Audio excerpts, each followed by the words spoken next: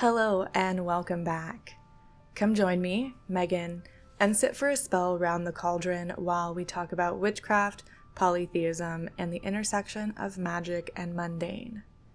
I was feeling a bit uninspired this month, honestly, and at the last minute, I was inspired by the oak trees in my backyard, and I want to talk about my experience growing connections with the land around me as a spiritual person.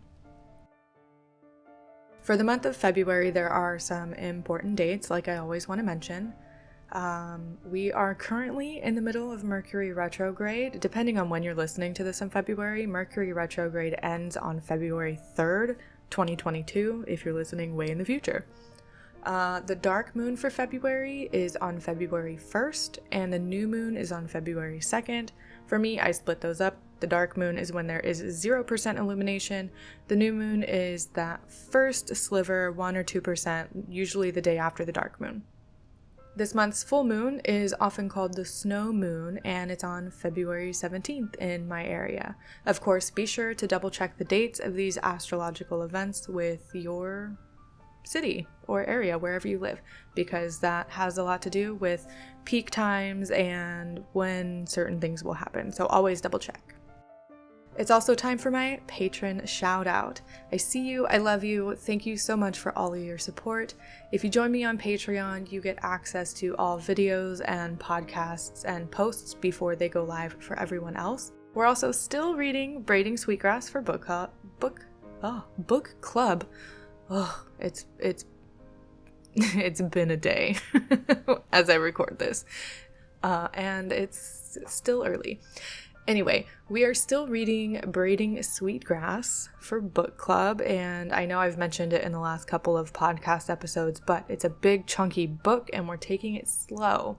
It's almost done though. We only have a couple of chapters left, and we will be picking a new book soon.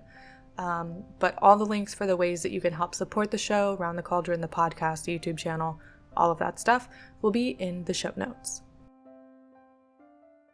So as I said at the beginning, I was really uninspired.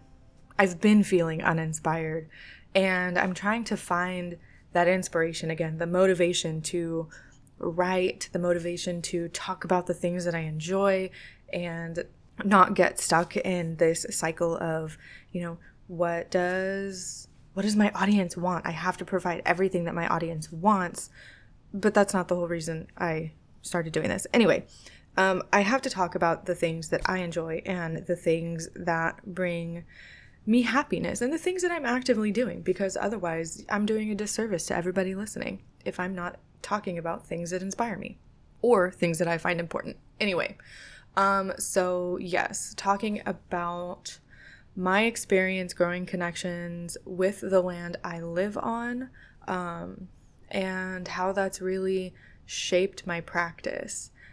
So I want to start from the beginning. As a child, I didn't really have that connection to the land I lived on, to nature in general. I don't really remember spending a lot of time outside in nature for that specific purpose. I mean, as a kid, I obviously did spend a lot of time outside because I grew up in that period of time where it was like, go outside and play and don't come back home until the streetlights come on, that type of thing. But it was never really encouraged, I guess, to grow a connection to the land I lived on. And I'm not surprised, because that's not something that my parents were taught. That's not something that my grandparents were taught, So I'm not surprised. But as a child, even though I enjoyed spending time outside, even though, I liked the flowers and the trees and all of that stuff, it wasn't seen as a sentient thing, a sentient being. It was just like, okay, I'm outside now.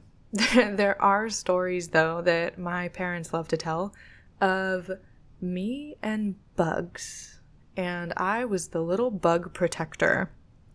And it's so funny to hear them talk about it whenever they talk about it, because I don't remember a lot of my childhood. I have a lot of blacked out memories, I guess. There's like huge chunks of my childhood memory that are missing for one reason or another. But apparently I was the protector of bugs, and if anybody would squish a bug or kill a bug, I would get very upset. One thing I do remember is playing with roly-polies. And if you're not familiar with what a roly-poly is, it's this little, I don't even know how to describe it. It kind of looks like a miniature armadillo, but in a bug version, and it can roll up into a ball, and it has like an exoskeleton to protect it on the outside. They were everywhere when I was a kid, but that's like the extent of it. That's all I remember. And I think growing up in sort of an unstable household really lent itself to a feeling of disconnection with a lot of things, but with the land for sure. I mean, you know, there were a lot of things that went on in my childhood. We moved a lot, or I feel like we moved a lot. And there was never really one place that felt like a forever home until I was in college, or like my last year of high school or something. And even then, like, it still wasn't encouraged or even talked about to get to know the land I lived on. Growing up in California, it's like, you know, I know that's stolen land for sure, but I couldn't tell you off the top of my head the indigenous people that lived there before. I would definitely have to look it up. Whereas now, where I am in Florida, I can tell you that the indigenous people of my area are the Seminole. I believe I'm saying that correctly. And I'm doing my best now to educate myself on the indigenous peoples that lived here before, the land I live on, the connections, you know, what's in my soil, what's in my backyard even. But even after college, I've lived in several different places. I lived in Oklahoma for almost a year when I was like 19, and that was really chaotic. I ended up working 2 jobs and not really having a lot of time for much of anything. I have lived in, you know, like I said, I was born in California, in the Valley. That's funny. That's a funny thing to say. Anyway, I've lived in Nevada, up in the high desert, up by Tahoe in like the Reno area. And I've lived in Oregon, which is where I was before I was in Florida, up in the high desert, around the Bend area. And now I live in Florida, in the Tampa area. All of those places have very different lands and bioregions and, you know, ecological diversity. There's so many things that are different in those places, and moving around like that and not really feeling rooted myself, I didn't feel connected. And that doesn't surprise me. You know, growing up in where I did in California, the winters were mild, I guess now, compared to where I have lived after that. But the summers were excruciating. Triple digits for months at a time, not getting below 90 degrees Fahrenheit, even in the middle of the night. You know, it was hot. And as an adult, I didn't really spend a lot of time outside, because why the hell would I?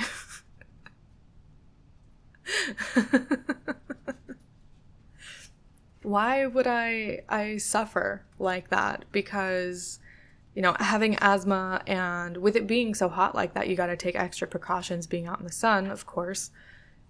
I had a garden when we lived on our own, but that was about it. And that took a lot of work, because the apartment we lived in, we were lucky to have a backyard for sure, but it was nothing but dirt and sand. And like growing a garden there took work, because the ground was just depleted of any nutrients. Like grass wouldn't even grow. It was ridiculous. I didn't even have weeds. When I lived in Oklahoma, that was the first time I had lived away from my hometown. And it was an interesting experience. I mean, even the experience of driving from California to Oklahoma was one I will never forget, because while I was driving myself, I was by myself. It was just me and my dog. And I had never driven that long of a trip before. And so to drive and see the mountains and the plains and the rain that I ended up running into, it was a wondrous experience. Even though I was exhausted because I was 19 and I decided I was going to drive straight through for 25 hours because why not? It was still a beautiful experience, but I never really felt connected to the area that I lived in Oklahoma. And if I'm being honest, I didn't really try. I had so much going on that growing a connection to the land was the furthest thing from my mind. That was also the first time I experienced living in a place where it snowed and got cold enough to freeze the roads over. So that was fun. But, you know, after living in Oklahoma, I came back to California. It was a whole thing. Got pregnant with my daughter. We stayed back in California again for a couple of years, and then we moved to Nevada. And again, that was another experience because it was like the summer climate was like where I lived in California, but the winter climate was something that I had not experienced before because where we lived was up in the mountains. Well, not really a mountain, but, you know, a higher elevation than the city where I had to drive into work. And it snowed and it got cold and we had a wood burning stove but still all of my life has been so busy and so chaotic, and I'm only just now at 30 years old as a parent, what am I trying to say? Mindfully taking the time to make sure I slow down to grow that connection with wherever I'm living. That was never really on my mind before. And since I didn't grow up having a sort of connection to the land that I'm on, it's been really hard. It's been really hard. And sometimes it feels like it's going to be impossible and that I'm never going to learn the climate of where I live and learn the names of the native plants and learn the names of the animals that are in the area. I mean, I've lived here in Florida now for almost 2 years. Granted, I moved in the middle of a pandemic and I haven't really been able to get out and do much. I mean, I've become sort of a homebody now, but I feel like personally, I have used that as an excuse. Like, oh, there's a pandemic. I can't do much. But I can get my happy ass out in my backyard. I can take pictures of the things that I see in my neighborhood and try to look them up and learn about them. But the problem is I always feel like I'm so busy. And so anytime that I'm not busy or actively doing something for the podcast or the channel or some other work-related stuff, I have a habit of just sitting here and spending too much time watching YouTube videos. Or, you know, I deleted TikTok because I would just spend too much time scrolling through TikTok, wasting time. And that's what it is for me. It's wasted time. Not that I have to be quote unquote productive, but I know there are better ways for me to be spending my time. And if I'm going to be mindful about growing the connections with the land that I live on, I have to take those distractions away from myself because they are definitely distractions. I know how my brain works, and if I leave them there, I will use them. So now that I live in Florida, as opposed to all of the other places that I've lived, and I own a house now, or we all own a house. That's an interesting situation. But this is my home. My name is on this house. My name is on the land that we live on. I can tell you that I have 3 live oak trees. I have 6 or 7 magnolia trees, I believe. And I have my garden. But there's so many little things that grow in my yard because grass grows weird in Florida. And we live in a neighborhood that has an HOA, which is a homeowners association. For anyone that is not familiar, like, there are rules that we have to follow living in our neighborhood. And having grass is one of those rules. I don't know about the backyard, but I eventually want to, change it up and just throw a bunch of native plants in my backyard and let them grow. I don't know how well the HOA will handle that, but I don't really care. So I've been trying to be more mindful of learning about the things in my yard.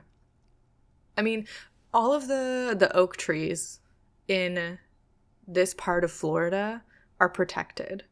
And when I first moved here, everyone just called them grandfather oaks.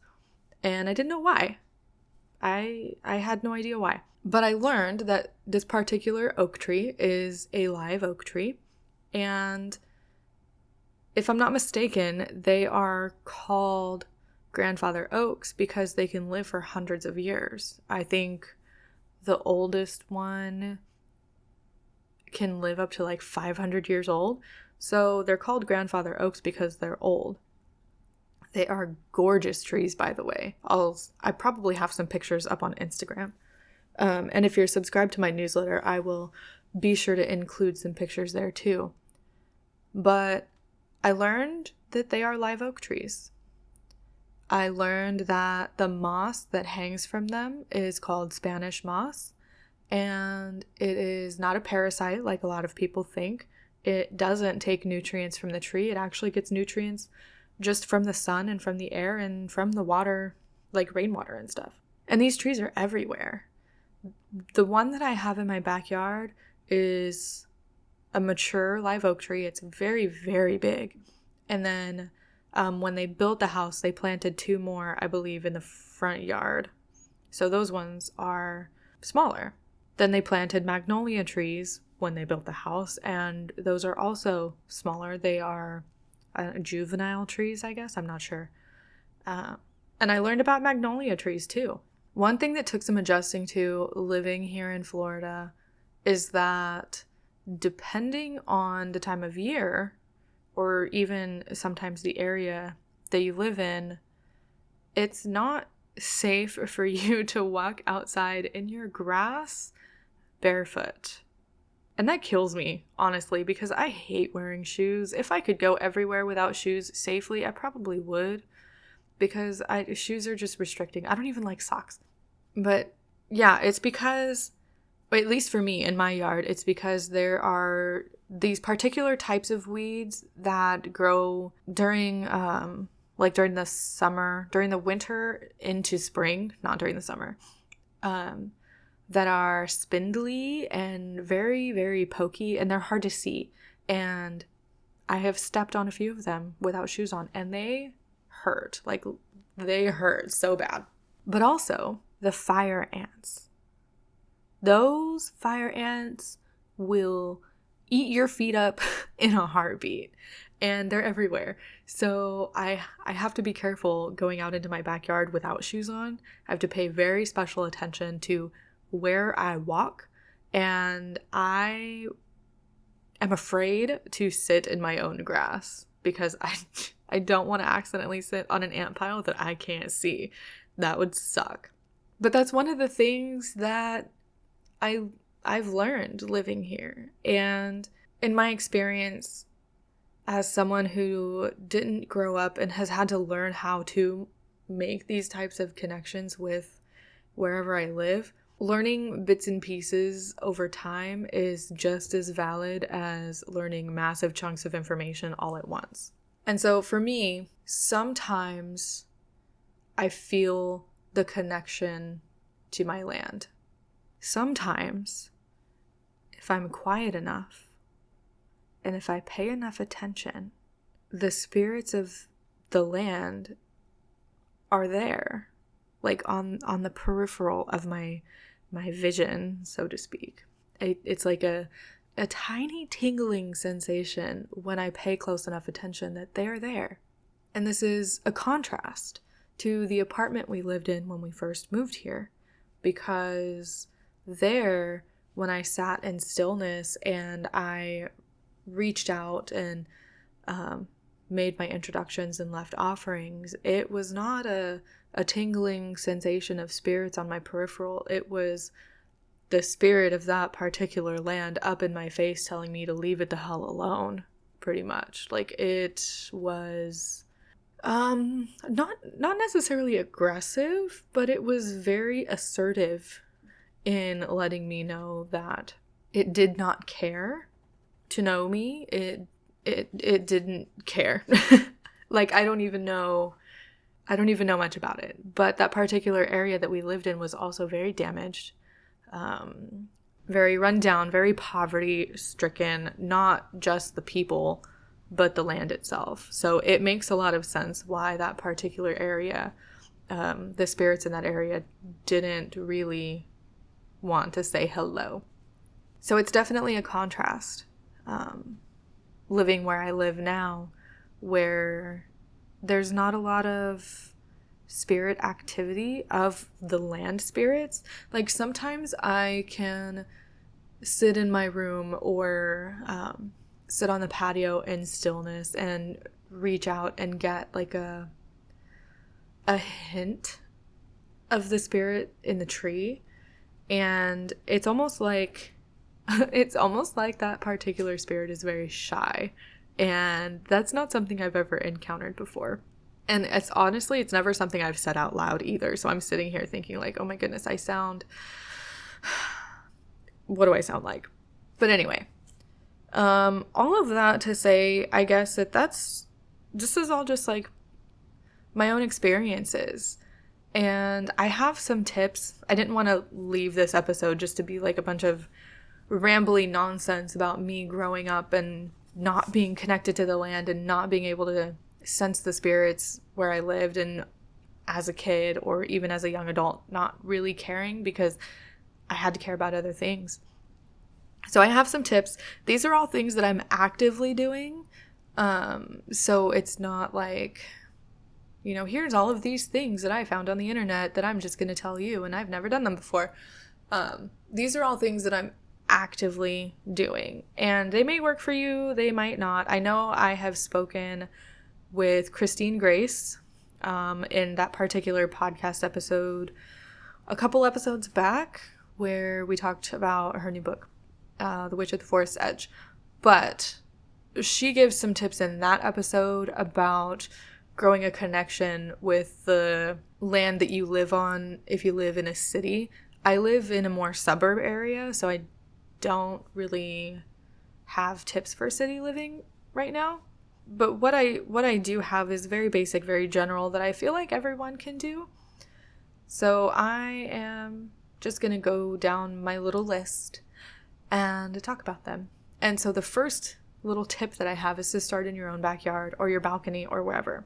If I get the idea that I want to look up native plants or animals in my entire state, let me tell you, I've done that before, and it's entirely overwhelming, and it makes me shut down, and it makes me stop and not want to keep doing it because there's just so much information. So instead of looking up everything for my state, I started in my backyard with the trees in my area, the live oak trees, the magnolia trees that are in my yard. There's a ground cover that grows in my grass that I have since learned is a type of clover that's native to Florida.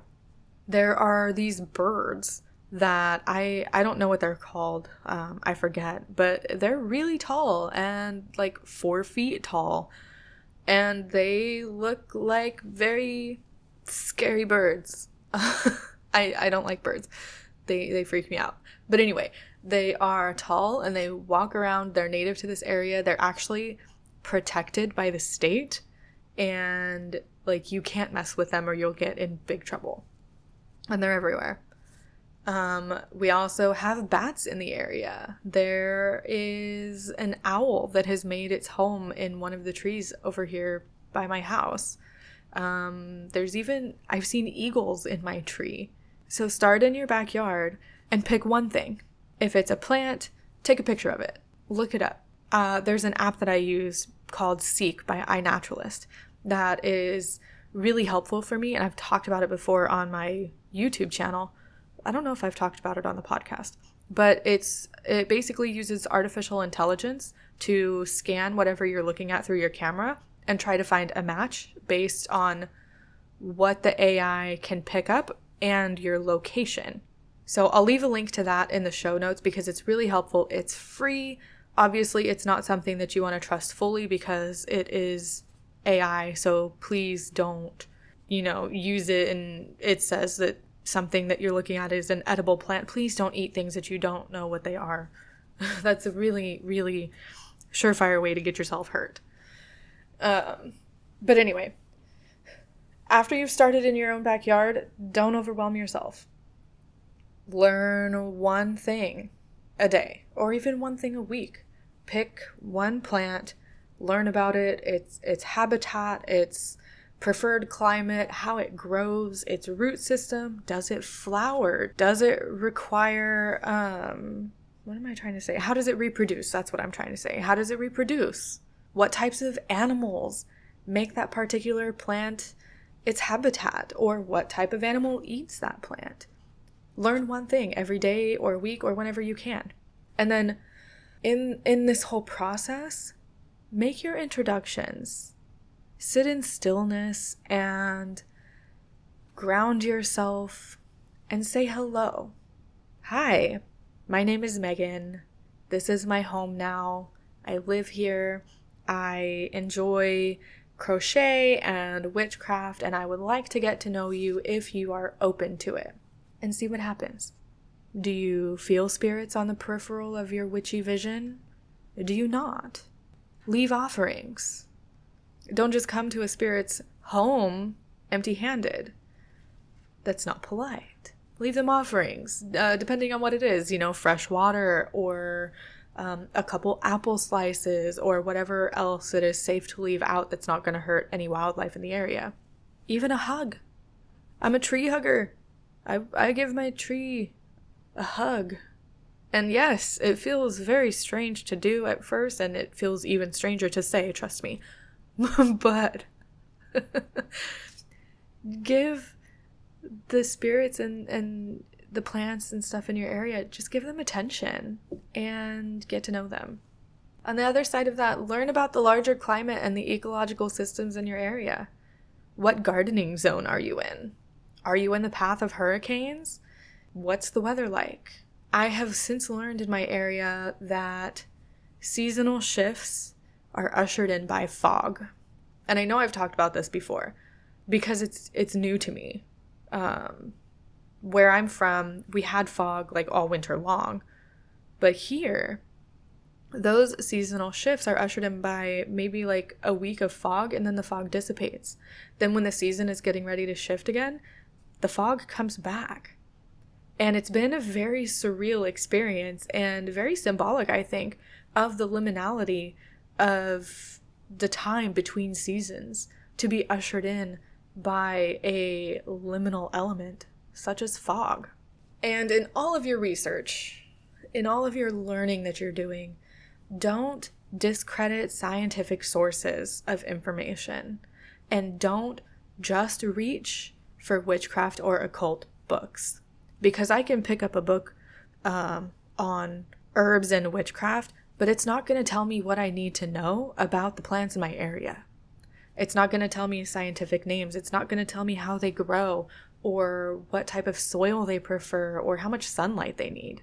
Those things are important to cultivating relationship in my experience, because it's the same type of thing where if you are speaking with a friend, you don't want to know what that friend is good for, what that friend can do for you, right? That's not really a friendship. That's not a relationship. Instead, you want to know how you can help support that person and how that person can help support you.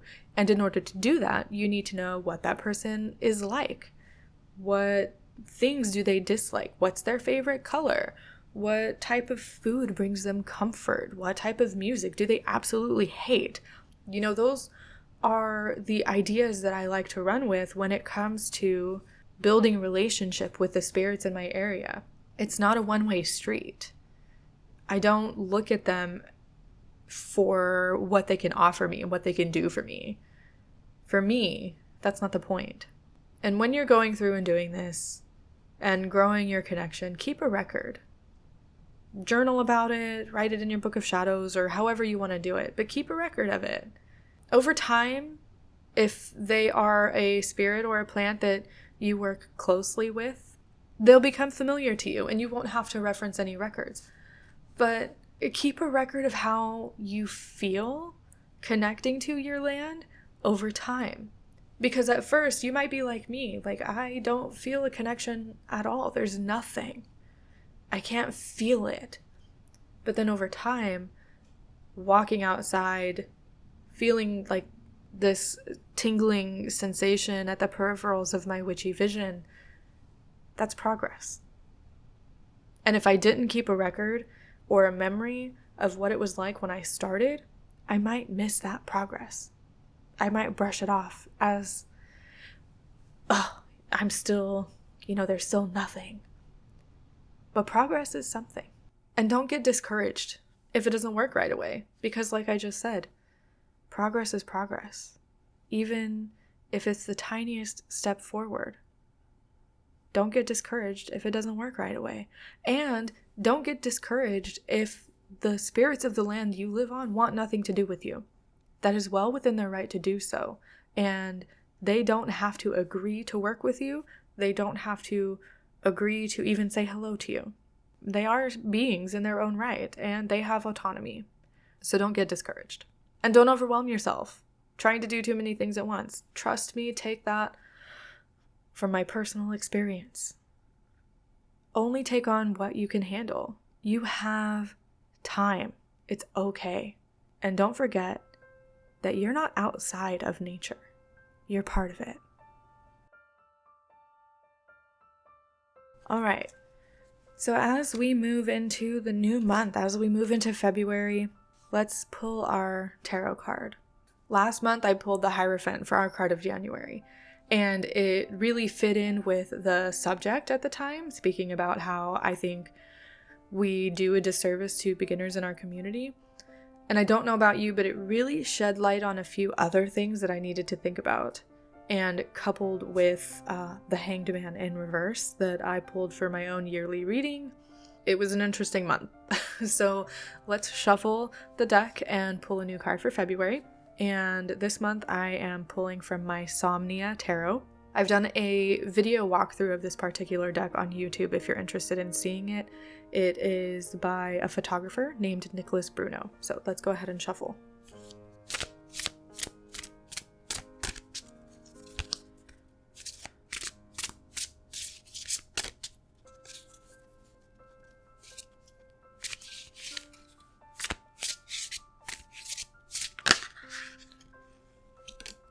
All right, and this month we are faced with the Seven of Cups. And the Seven of Cups in this particular deck is a masculine appearing person staring out into an ocean or a large body of water. We can't see their face, we just see the back of their head. And in front of them hang 7 buckets, and each bucket has something else in it. There is a bucket of water, fire, a growing plant, an obscured face, clouds, coins, and what looks like books. So for the month of February, really think about all the options in front of you. Are you approaching a crossroads? Do you have many choices for a particular situation you're in? Or maybe on the flip side, you wish things were different and you're stuck in an illusion or a fantasy of how you want things to be instead of how they actually are. What sort of things are poking themselves out of the buckets for you? Those are your choices. Are you going to face the situation and make a choice? Or are you going to continue to be stuck in an illusion, a fantasy, getting trapped in the cycle of wishful thinking. Thank you so much for joining me here around the Cauldron for this episode to chat about my connection with the land and how it's been a hell of a time. If you would like to support the show, there are several ways you can do so. You can join me on Patreon at patreon.com/roundthecauldron for as little as $1 a month. My Patreon is on a sliding scale, and everyone gets access to the same thing, no matter your tier. Make sure that you're subscribed to the podcast wherever you listen. You can even subscribe to the podcast by subscribing to my YouTube channel, where I also post the audio versions of these episodes. Make sure you leave a review wherever you listen to your podcasts, if that particular podcast platform lets you. Spotify, by the way, now lets you leave reviews. I would love it so much if you could leave me 5 stars if you enjoy the show, and let me know what your favorite part of the show is. And lastly, if you can't support monetarily and you don't want to leave a review, that's okay. You can always help support the show by sharing it with your friends, sharing it on social media, and letting people know that you enjoy it. If you share about my podcast or my YouTube channel on social media, be sure to tag me so I can see it and share it too.